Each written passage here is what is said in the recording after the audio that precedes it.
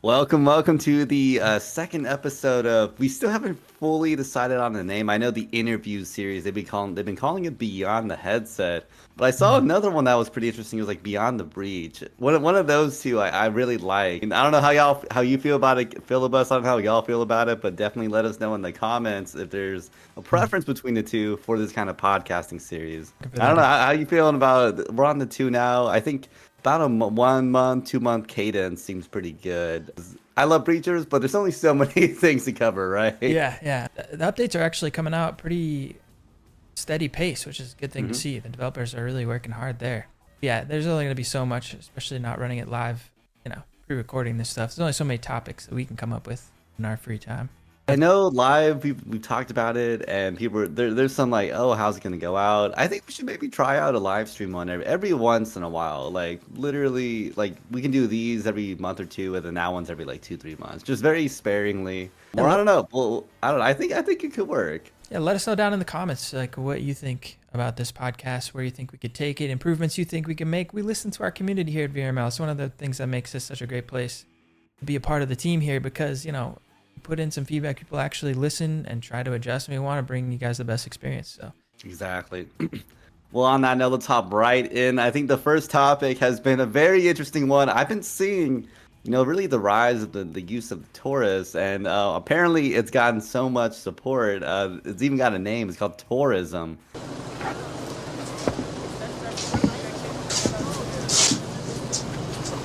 I'm no tourist. Do you think it's kind of unfounded? People just trying to like love this random god, or is there a valid reason to join in? I mean, there's a whole team I think dedicated to it, Taurus United.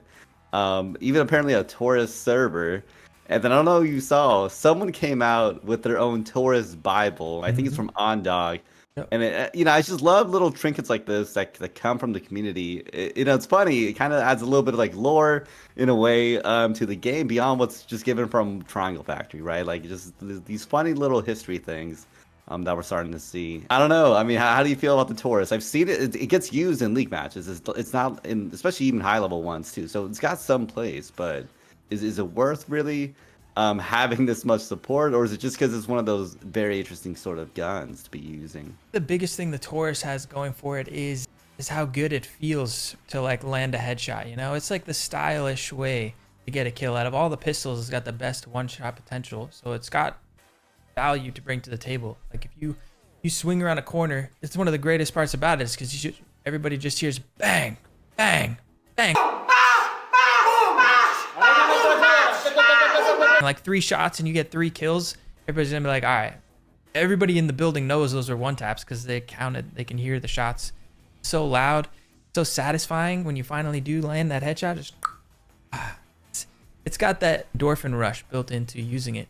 I think that's what draws people to it. As far as use in competitive play, yeah, it has its place. Like it definitely can be effective, but I think value versus the cost. Like there's a lot of situations that I would like to buy a Taurus, and those situations, like spending that extra 800 credits over buying like a Spectral, it's only 300 credits extra, but it stops me from being able to buy a Vezin in the next round. So there are times where I think it makes perfect sense to just buy a Taurus. Those crucial moments, like right on that second round after you lose a pistol round, right when you'd want to use it the most, is like the one time that I can't find to squeeze it into my. Guess what? It grows the economy. Benefits everybody. Hurts nobody.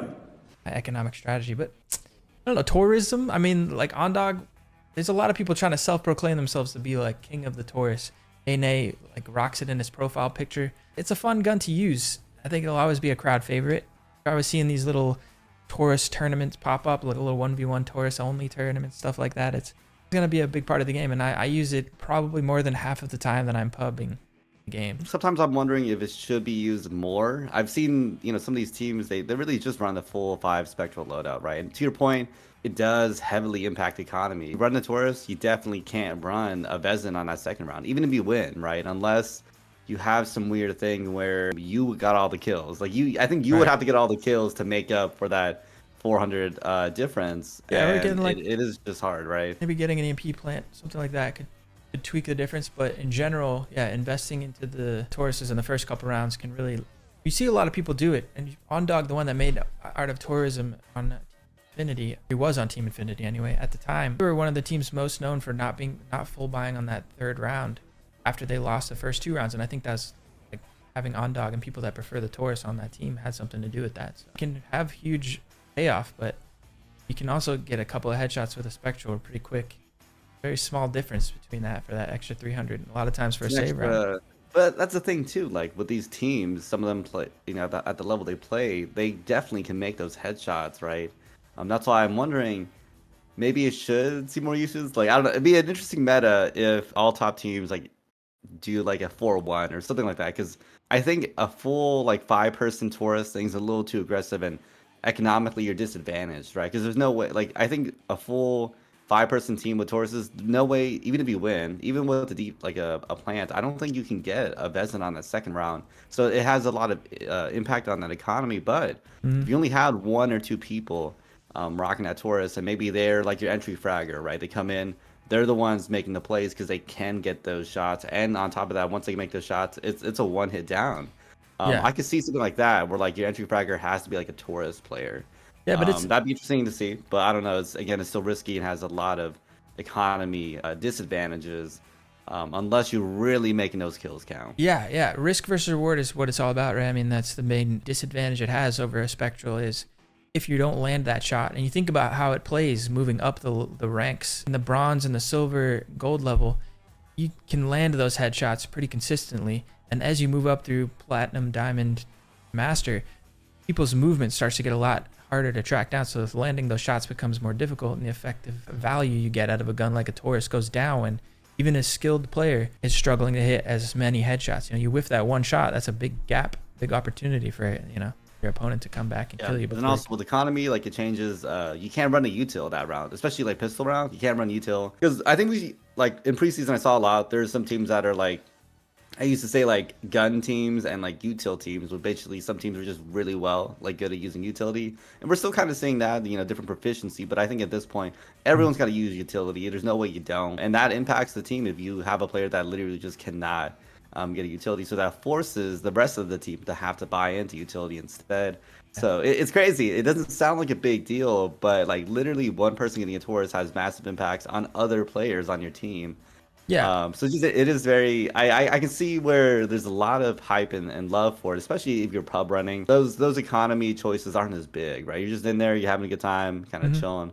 Maybe we'll see it when we get into like a ranked setup later on when that finally comes out. But You can style on everybody with a Vezin all day. Doing it with a hand cannon is just a little bit more stylish, you know. it's really cool. There's a really cool idea someone had for a Taurus skin, and it was like because of tourism, because of this little funny thing from the community. Imagine like a Taurus skin with like halos and angel wings, kind of like as a nod to the religion side of it, right? Like the tourism. I thought it'd be cool. I thought it'd be a cool thing, and it would like the name would just like tourism or something like that, right? Taurus doesn't have any like too many crazy skins anyways, so there's nothing wrong with adding a really nice one. And I mean, if people are gonna spend money on that, like especially like the people that love the Taurus, they're definitely gonna buy the tourism skin, right? Like it would just be kind of fun. Next one is it was kind of a weird hot topic. Things have really changed. With how Triangle Factory decided to handle it. Still arguably a topic, right? How do you feel about the changes to play spacing and really movement in VR with how Triangle Factory handled it in Breachers? Do you think we've solved play spacing? Where does this play spacing argument go? Like Deep Leaning considered it? Is like just, you know, weaving back and forth consider play spacing even if you don't physically move, right? Like how do you feel about play space and movement really in VR? Because that's something to consider too. This is a VR game, and I know everyone has all these comments about like, oh, like this is abuse. When Triangle Factories come out with their own fix, and it does heavily limit movement, like we're talking like speed movement. Remember, like going from X to Z, X to Y or whatever, Y to Z. If it doesn't change your movement at all, but it just moves your character model in game, does it really matter? Because you're not necessarily exploiting or abusing anything. You're just playing a VR game, and that's something to consider. It's not like COD or these pancake games as you call them. You can't like play spacing and movement abuse in that is very different. You don't get this like kind of torso movement that we do, or like head bobbing movement or any of that, because they're not VR games, right? Yeah. So any movement tech that they do in the game sometimes can be abused. But for us, it's different. It's kind of a function of the type of game, right? Yeah. The movement mechanics in VR are always going to be different. That's what makes a VR game is like the you moving around in the play space is how you control the mechanics in the game. In this case, you know, like you got the leaning mechanic where your character actually leans over the feet. But where people talk about play space abuse, I think they're more talking about like using the virtual movement and your head movement stacked to like, if you're sprinting in the game at full sprinting speed and then you're actually sprinting across your room, you go really fast. I'm fast as Yeah, there's limits that need to be put on this type of stuff, right? So you saw it with games like Counter-Strike. The original versions had like the air strafing. You could pick up speed almost infinitely if you bunny hop properly. And they had to put like limitations on what you can do. And that's exactly, it's funny because when this became a hot topic, everybody was talking about it on the forums and the ranked server on the Discord and all that. At some point, I think it was somebody else that had the idea, and I wasn't the first one to come up with it, but I was like, they should use this leaning, like, you know how in the game when you're leaning to the side and you get to the edge of how far you can lean, and it's just like you hit an invisible wall. I was like, they should use those invisible walls to like cap how fast you move so that people can't do this. Like it physically will cap the exploit, and instead of them being able to get a speed boost by running across a room, they'll just like be pushing the world along with them. Won't actually gain that speed relative in the game, right? Within 24 hours of me making that post, somebody else had already posted. I wasn't the first one to come up with it, but they like patched it the next day. Like within 24 hours, I was like, they're on top of it. I don't know, every step of the way. I'm loving what I'm seeing with the updates so far. And I don't think, to answer your question about play spacing being solved, I think there are people that are going to keep pushing. I don't know, this is a brand new type of genre that they're building out the rules and mechanics for. I think people are going to keep poking holes in me like, all right, this is probably still a little bit unfair. And they'll dial it in, and I think eventually we'll get to the point where you don't have to have like the leagues making separate rules about what's available and what's not available, and even things like pixel walking and stuff. I feel like they can solve all these problems in the actual game. It seems like they're trending in that direction to make the game polished enough to where it just works the way that you're expected to. Yeah, I think we talked about this before. They don't have a full, I guess you can call it like feature is a parity. Where they just don't have all these, large amount of features, but what they do have is it's very, defined well, and it's just very clean. And I think to your point that they do a really good job at constantly updating the game and changing it in such a way that I think is more fair, right? Because I remember, it's funny. The game hasn't even been out that long, but it's funny that you can already say like I remember when spam crouching was a huge topic. So many people were just so against it. The leagues had to like put out stuff about you can't do spam crouching, and I get that was a big one too, because that gave a lot of advantages because it changed literally where your head was at. And obviously with a game like this where the time to kill can really just sometimes be the press of your finger, that's a big deal because now you're extending how long it takes to shoot someone's head versus not being able to. And then I think it's really cool seeing that they came out this huge change in play spacing, and I didn't think it was gonna be that big of a difference. I still see people have good. I think at this point it's just movement tech, because I've seen people even with a change, they don't swing crazy corners and like at a high speed, but I've seen people still swing corners where they kind of like they're moving and then they kind of crouch and then like duck. Crouch duck, so like your character model's head moves a lot. Yeah. And that one that's so hard to see, because then it's like when you first see them come out, you see them here, but then they're like down here. But then the argument there is like, is that considered play spacing? And I don't know. I'm against calling it play spacing, because someone called me play spacing once, and like I literally do a sumo squat and I do like a head weave, and I do that against Taurus players. I think that's why people get really mad, because that's the only way to really, when you're like in a very closed space taking on a Taurus player. Again, those headshots count, so that's like making that character model's head move is a big difference. And to me, it's like I consider that just movement tech at that point, because it's VR. Like you should be able to move. Mm-hmm. You know what I mean? So it's very interesting, and in topics like this, there's always two sides of the debate. There's people on both sides, and there was a lot of people, myself included, that were worried when, like, even as soon as I found out that they already had something in the works, you're kind of worried that they're gonna nerf it into the ground too hard. Yeah. But they've shown the restraint, and like they don't over nerf something that seems busted and completely break it. So it's they respect as well that it is a movement mechanic built into the game. It is this thing that allows the skill ceiling to be higher. Somebody who gets good at utilizing their play space. First, we should talk about what I think defines play spacing. And I mean, really, play spacing is moving around in your play space, like taking advantage of the area around you, and to when people start complaining about it and the devs do something about it, you worry that they're going to like restrict you so much that it's like you might as well not be playing a virtual reality game anymore. And there are a lot of people concerns to that. And I think what they've done is nice. They've put like limit on it, but they've allowed you the freedom to still play it like a virtual reality. It's still a movement mechanic, like we've talked about. It's a skill-based mechanic that allows someone who practices to, you know, go a little bit faster in certain situations and move. They have a little bit more control over their model. The devs, they have a focus for the game. You know, this is a tactical shooter that they're building.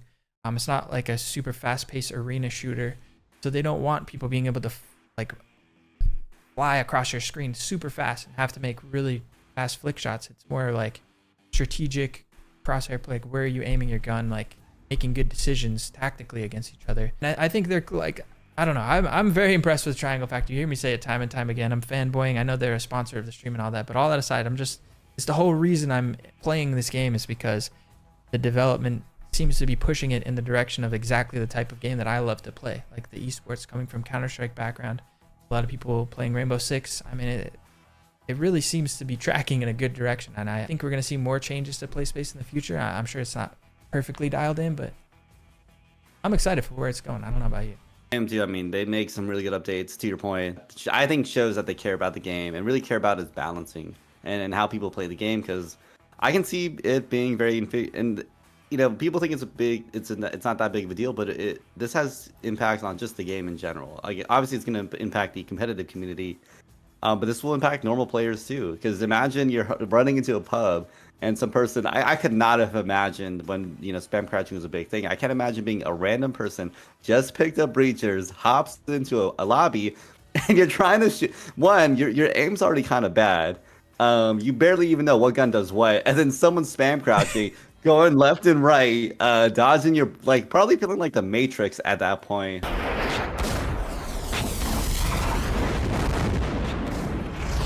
I would just give up. I would literally be like, I'm over this game. What was that? I'm out. To your point, this is supposed to be a little bit slower pace of a game. It's not like a Call of Duty. It's not like a Contractor style thing. More, I know it's kind of a weird blend, like middle space between like Contractors and Onward. But that's what I'm considering Onward. Like, you're not seeing the crazy swings. I don't play Onward too much, so I'm not gonna speak too much on that. But it's it's a little bit different, and I think they do a really good job, because Rainbow Six Siege is obviously always the really big comparison. And even in Rainbow Six Siege, there's some movement tech, right? They have people, like, there's a certain way to kind of hit certain corners to give you that sort of advantage. And even in something that's a little bit slower than something like a Call of Duty would be, they still have some kind of movement mechanics. And I think they've done a really good job at addressing, hey, this feels a little bit more of an exploit or abuse of a certain mechanic. Let's kind of tone it back. And they don't, again, nerf it into the ground. And that's good for everybody. That allows skill expression at a higher level, because there's still some level of space where you can say, hey, I know how to impact this game. It's a VR game on top of that, so it should always have some kind of movement thing being impacted by how you move. And I know how to, use that well enough to give me more of an advantage versus, having this crazy spam crouching thing and some new player can't even pick it up. At least like a new player now with everything set up, they're going to, obviously, if they run into a good player in the game, that's always going to happen, right, in pubs. But you're not going to, I don't think it's going to be as absurd. I'm not going to be like, what the heck is this person swinging a wide corner, spam crouching out of it, and all these things. Yeah, no, I think it's actually a good thing, a good sign for a game when a new player that comes in goes up against somebody who's experienced, is a veteran, and is good at the game and knows the mechanics.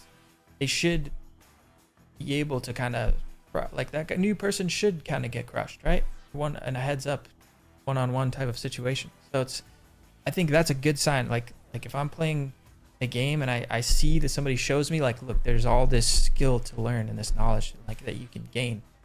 That's my type of esport. Yeah, and you don't want to feel like this is ridiculous. You want to just, as that new player, you want to be like, you know what? That person's just that good. Either I get better or, whatever. But it's not because they abuse or really utilize this mechanic, and it feels just unfair. Because I remember, like, no matter how good your aiming was at, like, the spam crouching was a really big one. And I know that's not, play spacing a little different, obviously. That was the big one because it didn't feel, like, fair. You can have amazing aim, but it was literally just really hard to track certain things, and it just really felt like an abuse. And the play spacing now, when they fix it, just I think it's nice now. People are more careful in their movement, and I think it helps. It also helps give an advantage too to holding angles now, because now someone's not going to just swing crazy wide, and it might I think it helps the game a little bit slower, because you can't just swing crazy wide on every single corner. Like, you got to be very smart about how you make certain plays. And don't get me wrong, like people can still swing corners, so don't say that this play space thing has changed that, because I've seen people play corners, swing corners and still win. So it's definitely still a viable strategy. So it slows the game down, but doesn't, make it impossible for people to be an attacker. There are two sides of this story, like in the most literal sense, because there's the attacker and defending side, and any balancing mechanic is gonna change one side more than the other, which I know that sounds kind of weird, but yeah, because these roles are so different. Something to consider too is Triangle Factory when they're making these changes. It's not just the game as a whole, but also like how does it shift kind of the relationship between the attacking and defending side. Sometimes some of the changes don't. Gun changes don't change it as much, but something like this play space movement, it does, because now the attacker is a little bit limited on how they can attack certain angles, right? So It does change that relationship. And I think that's good, because there's always in online multiplayer shooters right now, the way they don't have like a perfect rollback netcode thing like that fighting games have. So you're always fighting against the speaker's advantage kind of mechanic, depending on the ping. So holding angles already kind of has a disadvantage. This game styles it well. I mean, other games handle it differently. Like, for example, in Veil, they have the trading mechanic that kind of nullifies. But I feel like the trading mechanic also lowers the skill ceiling. You'll hit a point theoretically where people get so good reaction time wise and aim wise that they will always be able to finish each other off within that timing difference, trade each other every time. So like, it takes away, I don't know, I personally am not a favor of that mechanic in my shooters, but oh really? Okay, I forgot. That'll be a topic for another day. Yeah, I know Breachers definitely handles trading, and I mean, I've had opinions on it too. I'm like, well, whatever. I know people have always opinions on how it affects the general public, but I think that's always better. That means there's more people willing to play the game, get more eyes on the game, and really more people in the community. I mean, like, where else are you gonna get people from the community besides people that play the game? And on top of that, I mean, we got those banners now in the lobby, right? So people are definitely aware of VRML being a thing. I'd rather have more people join the community than less. Let's work towards balancing and making sure that everything just feels fun, and not, just, oh, this is that. Come on, like, that wasn't fair. That felt like abuse. All these different things, and we don't need that, right? Yeah, I think there's always gonna be people. You can't make everybody happy. There's always gonna be people that are not full agreement with the vision that developers have, but I think that they'll come around. I think I mean, where it's at. I think this is gonna put VR on the map. The biggest argument I always think, and I do agree with it, is just the fact that it sort of limits skill expression. Again, I think people want to think of, there's got to be like a ceiling to this skill of all levels, right? Because there's a lot of skills in Breaches alone. You have like economy management, you have actual shooting and gun mechanics, you have strategy, all these different things, and this does impact it. But I feel like there's so many other ways to express skill. Like, I'm not worried about it right now. Let's hop into the next one. We definitely talked a fair amount about that one. So we recently had an update, and I was actually shocked. I didn't realize it was a feature people were requesting, but it is something that helps with immersion. How do you feel about the B haptics inclusion? And I know it's going to be very different for someone running pubs versus competitive, because for competitive, I actually don't think it's a viable thing. People think it's good for intel and knowing where you get shot from, but considering the time to kill in this game, and it's already really pretty solid to figure out where someone shot you from, I don't know if it's usable and competitive. But I'm with you. I actually switched sides of the fence. So I have a B haptic, and I was thinking similar things about, like, they promised B haptic support a while ago, and I was like, oh, it's gonna be so awesome. You're gonna be able to like instantly know whether you got shot from the front and the back. But same thing, like, after playing the game for so long, I can't think of a situation, honestly, where I like got shot and wasn't able to immediately acquire where I got shot from. Almost always, and the game draws a line to wherever you died from. And like you said, the time to kill is so small. I'm embarrassed to say this. I actually have a B haptic vest. I haven't even plugged it in and tried it, just because, I'm like, it's gonna get in the way of my stock a little bit on the shoulder. I can tell there's gonna be a little disadvantage, and I don't know if it'll have an actual competitive advantage like that. But as far as on top of that, imagine you're about to shoot and then you're getting like hit. Wouldn't it make your aim worse? Because now your body's shaking from that. Yeah. So it's I think it's very similar to like pancake games. Think about like Halo games with a controller that have the vibration built in, that type of thing. It's more along that lines, and generally a lot of the competitive players like turn that off in most situations because it's hindering their ability to like be precise. You know, I think with the Haptic vest, that's something that's just distracting, if anything. I don't know. It's really cool for immersion. Like I really enjoyed using it in games like Ghost of Tabor, but it adds extra things that you don't give you like a competitive edge. Like feeling the recoil of your own gun is really cool, and I mean it's awesome to have that from the vest. Better than nothing. Shout out to ProTube. I'm actually waiting for them for like the higher powered module still to have like the actual. Oh, to get a little kick. Yeah, feel the actual kick. Now that's where I Oh would my want to God. feel the recoil. Like that would be much more immersive than the vest kind of trying to simulate that.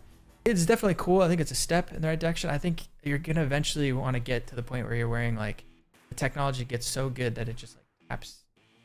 You can wear like a long sleeve shirt basically, rather than having this And you like feel that, vest. yeah. You're only limited here. You can wear like a bodysuit and be able to feel impacts.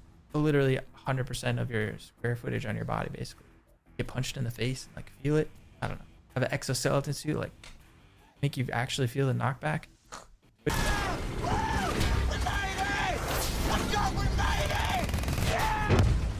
Twist your neck for you. That's getting dangerous. I think. I don't know. Yeah, I don't know. That just sounds like a potentially a lawsuit. Someone gets a little too hard. But yeah, no, I think I've seen similar things from people talking about haptics. I didn't even realize it was a feature they were working on, and I don't think, at least in the competitive community, I never really heard about it as being really a big request that people had been asking for, and I think it makes sense. Haptics, to your point, it's great for immersion. It's probably fun. Maybe running in the pubs, just kind of run around, shoot things, but I feel like with the way Breachers is, it ends up adding a lot more downsides than any upside. The only upside is 100% confirmation on where you got shot from and probably what direction. Because if you got shot on your back versus your front, you probably know what direction you got shot from. But that's really about it. In the future, but it ends up adding a little bit more reason to use it. But I think for now, it's probably good where it's at. No one's gonna feel any certain way about it, right? But Yeah. anyways, last. We have another topic because I was actually gonna say while we're on throwing topics out, I could throw one in. Want? Up to you. I mean, so whatever your topic is, would you prefer to talk about that more than the map preview? I don't know if you saw that. Oh yeah, the new map. Yeah, no, you're gonna. I mean, most of that's gonna be speculation. But I'll throw the bonus topic in at the end. We should go over the map. Yeah. We should at least talk about it. I mean, we don't know much about it. We got like one screenshot of the outside of it, right? One preview screenshot. So I mean, I forgot, whoever edits this, we got to throw in the map preview here somewhere in the middle. It's that little snowy map, and I actually like it. I know the big thing we were wondering is what is the size of it? What's the spacing gonna look like? Yeah, I have it set up as my desktop background right now. I think it's sizing wise, it's interesting because it's clearly smaller than Skyscraper, but it doesn't have the courtyard cut out in the middle of it. I'm pretty sure it's just a solid building through. So I think it's gonna have like a square footage. If you take out the courtyard, it's gonna play kind of more like a Skyscraper. I think it's gonna be maybe only 2 floors. I think it's got a good amount of space. It looks like on the outside, by the way, because it looks like it goes into the mountain. On the outside, it looks like the space of factory. But if you look at that little garage, it looks like you can either it extends through the back and maybe you can enter, or maybe there's just some kind of entrances on the back side. Because that if you look at that little like garage area, it actually has models in there, and it looks like nothing cuts it off. Like it looks like you can actually walk in to the garage. Here in my garage, just bought this new Lamborghini here. You know how they usually might put little things that prevent you from running places, or just actual walls. Yeah. We're not seeing that here. It keeps extending out, and it looks like this is probably another solid size map, and I think it makes sense. Weirdly enough, if you think about the actual play space, it's tight. It's a really tight area, and while the outside is massive, I mean the ship's pretty solid, and it goes 3, 4, 5 levels or something like that. It's not really playable, right? And I think that's what we're going to see here, like just a little bit wider, a lot more usable space, I would call it. Yeah, that's what I'm imagining. Looking at it, I agree. I think that maybe the ability to go inside, because it's built into a mountain, right? So like that whole half of the building is, you can't breach from there unless there's like a tunnel system that they've got, or the garage, to get in and breach in from the back. So I think a lot of that space going into the mountain might be outside the building. It does look like, though, if you look at the 2 floors, you can see floor underneath is slanted. So if there is 3 floors, the one below is going to have to be a lot smaller than the other 2. I theorize it might only be 2 floors. I think it'll play more like Skyscraper without a courtyard. I think going in the back is like extra entry points. I don't know. Triangle Factory, if anyone's watching, hook me up into the beta stuff. I won't spoil anything. I'm excited though. I think it's gonna be a beautiful map. Because especially with the new Q3 updates, I think that little Aurora Borealis in the corner, that'll be like awesome to look at when you're an attacker coming in. Just like look, I like doing that sometimes when you're the attacker, just kind of you're walking into the map, kind of look off in the distance. You're like, wow, this looks pretty good. Yeah. Definitely, the scenery is really, especially on Skyscraper. I mean, just looking out at the city, top of Skyscraper. That one's always fun. And then I mean, on Hideout, the sun actually it doesn't look that bad now. Like with the new Bloom update, I think it's just I like the little nice things you can look at now when you're an attacker. I appreciate it a lot. Another thing that's just so good about all their map designs, it's not just that the map design itself is solid, it plays well, it's fun, it's engaging, it gives ideas for both teams, but it's like it's got a vibe to it, right? Like the ship, you're on the ocean, that's its own vibe. The Hideout is like that more homely mansion, big house in the mountains vibe. Skyscraper, every map has its own unique vibe. It feels really good. It just makes that game that much more addicting. Come back to every time. All right, so what was his last bonus topic you had in mind? I'm curious now. I think I'm gonna just keep that one in the back pocket. We'll end it on a cliffhanger. It's much more in the future stuff anyway. They got enough. Oh, okay. Well, I think that is everything we had today. Phil, do you have anything else you want to bring up? We're getting close towards the end of the season. It's exciting times. Really excited to see the tension kind of rises, especially these teams on the cusp of being right out of the top 8. Challenger Cup coming up, like the postseason right around the corner. A little mini vacation from playing for those of us who are trying to grind into the top 8. I'm excited for so many reasons for the next like month of December. Yeah, January. playoffs. I think playoffs are gonna be awesome. Yeah, it's in January. Playoffs I'm excited for, but I'm gonna be honest, I'm more excited for that Challengers Cup. I want to see who fights it out to be that 8th place wild card. Because it's like I think that one's more exciting because it's literally like 10, 20 teams fighting for a single spot.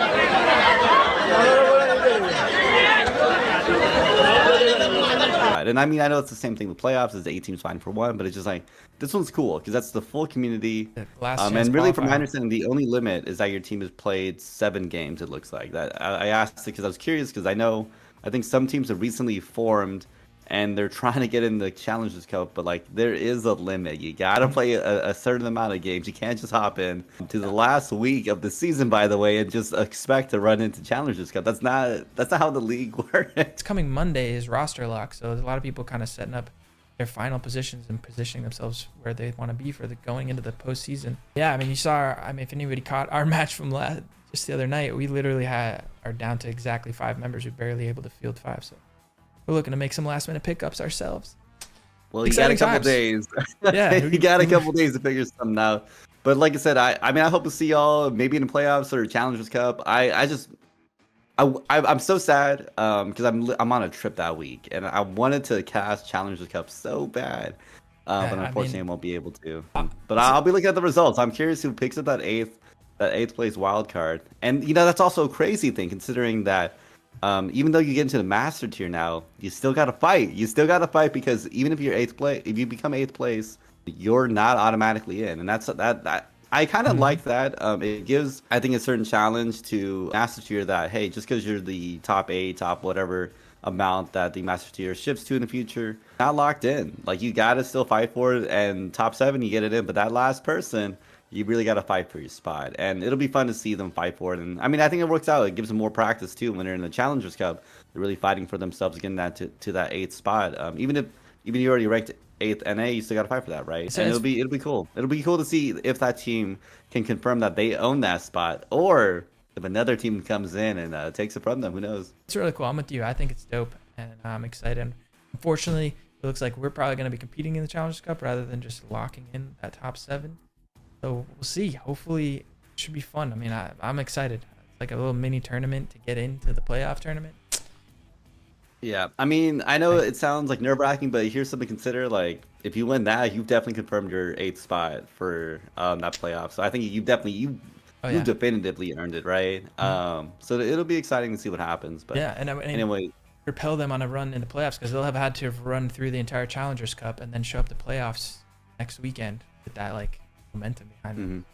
Yeah, and depending on the number of teams, I mean, I think it's gonna end up being 2, 3, maybe 4 rounds. Like, there's a large amount of teams, but I think it's supposed to be like a 2, 3 rounds sort of thing. And I think you should keep playing. You play like harder and harder teams. I did a quick reading of the Swiss style of tournament, by the way. I'm not gonna pretend like I'm an expert on how it's ran, but that's what it looks like based off of my reading from Wikipedia. And it'll be fun to see a lot of wild cards going on there, but it's cool. It allows, again, the people in the community to really participate and try their best to get in, right? Anyways, Yeah. Phil, I think that is all the topics we have today. Thanks again for hopping on. I honestly I always look forward to doing these things with you. Like, it's, I'm not gonna say that I'm not open to other casters doing this, by the way, but I love doing it with Phil. So I'm always excited to hop on and kind of chat with you and have a good time. And I'm not sure how long it'll take to get this one out. We'll have to see. So, but it'll be exciting once we get into postseason, and who knows? We'll see how season 2 starts. Getting set up, but we're wrapping up season 1. This is exciting. I'm looking forward. I gotta look down at my calendar and really just mark out those Saturdays and Sundays for the grand finals and just the playoffs in general, because I want to make sure I'm casting those as much as I can. Because I love seeing those playoffs. It's just exciting, and just we get to see really the best of the best for Breachers, and that's always just a treat, really, to see how these teams work on it. And on top of that, how do they adjust? I think that's the biggest thing. How do they adjust? Because they're playing against other top tier teams, but now playing in the finals, each team now has even more game footage of these people playing at their best. So you got to keep it mixed up and keep doing different things. And I mean, that's what I don't know if y'all remember, but that's what we saw with Acer last season. They came a little bit in later. They didn't have much footage, but they just dominated. And it was like, whoa, like, what is this team? Yeah. That is just dominating these other teams, and they just knew what they were doing. They had all the footage, and I thought there could be I was wondering if there could be like just a super cracked team, but then we saw them. They did take a loss or two this season, so it's. I know they're definitely set up for grand finals, but hey, like, you never know. bleed. These other teams can just really adjust well, right? Blood has been drawn. There's blood in the water. But Blood yeah, has been drawn, and that shows that you can beat them, and that's what that to me that's more exciting, knowing that anyone can win finals versus, oh, this person's definitely a shoo-in, because then Yep. it makes that last grand finals game just so much more exciting. Yeah, they've been showing that in the master tier games all season long. It's like whoever shows up ready to win that day, anybody can take it out of those. It's anyone's game, and margins are small, yeah. I don't prefer it any way than that. Like, that's the way to do it. That's the It's best. anyone's game. The best way to have it. So, yeah, this has been episode 2 of Beyond the Desk or something. We're Beyond the still, breeze, beyond the headset, beyond the desk, I guess, is another third one throwing in there. But yeah, hop in those comments. Let us know if y'all want to hear, if you have another topic. We can definitely write down some of the topics people have if you like a certain name. But otherwise, I think that will be it for us today, Phil. I will see y'all around. My name is Martini. We got Philibus over here, and we will see y'all in the next podcast instead of cast, because we're casting all the time, right? But anyways, have a good day, y'all. later, guys.